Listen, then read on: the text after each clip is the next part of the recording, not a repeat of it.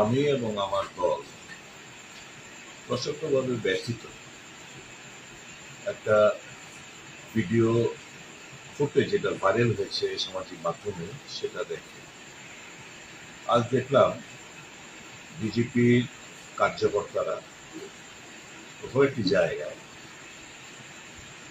প্রদ্যোৎ কিশোর দেববর্মা মহাশয়ের পুষ্পতলে থুতু দিচ্ছে, পুষ্পতলে লাফ মারছে, এরকম একটি ভিডিও ভাইরাল করেছে সামাজিক মাধ্যমে। ভারতীয় জনতা পার্টি কার্যকর্তাদের এত নীচ মানসিকতার এতে পরিচয় পাওয়া যায়। রাজনৈতিক সংস্কৃতি তো এদের মধ্যে নেই। উনি আমাদের রাজ্যের মহারাজ, সকল অংশের মানুষ ওনাকে আমরা শ্রদ্ধা জ্ঞাপন করি, রাজ পরিবারের প্রতি আমাদের শ্রদ্ধা অটুট। যে ভিডিও ফুটেজটা আমরা দেখলাম, এটা নিন্দার ঝড় তো স্বাভাবিকভাবেই প্রত্যেকের মানুষের বইবে, প্রত্যেকের মানুষের হৃদয়কে স্পর্শ করবে, ব্যথিত করবে। আমরা ধিক্কার জানাই ভারতীয় জনতা পার্টির এই সমস্ত কার্যকলাপে।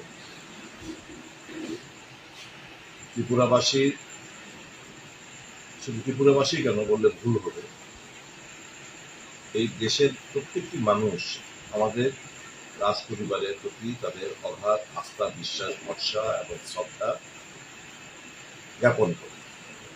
এরকম একটি ঘটনা ঘটতে পারে রাজনৈতিক আঙ্গিনায়, এটা ভাবতেও একটু আমাদের অবাক লাগছে। যাই হোক, এগুলো ভারতীয় জনতা পার্টির পক্ষেই সম্ভব, কারণ দেশের কৃষ্টি, সংস্কৃতি সমস্ত কিছু বিকৃত করে ফেলছে, বিষিয়ে তুলছে পরিবেশকে। ব্যক্তিগতভাবে এবং আমি ব্যক্তিগতভাবে এবং দলের তরফ থেকে এই ঘটনার চরম ধিক্কার জানাচ্ছি। এতে করে মহারাজা প্রদ্যোৎ কিশোর দেববর্মার মান সম্মান গেছে আমাদের রাজ্যবাসী। আর এটা সামাজিক মাধ্যমে ভাইরাল হওয়া মানে হচ্ছে দেশ বিদেশে ঘুরবে। প্রদ্যোৎ কিশোর দেববর্মা এতে কিছু যায় না, কিন্তু বিকৃত মানসিকতা ভারতীয় জনতা পার্টির এই রাজ্যের মানুষ, দেশের মানুষ আবারও নতুন করে দেখতে পাবে। তো রাজ্যবাসী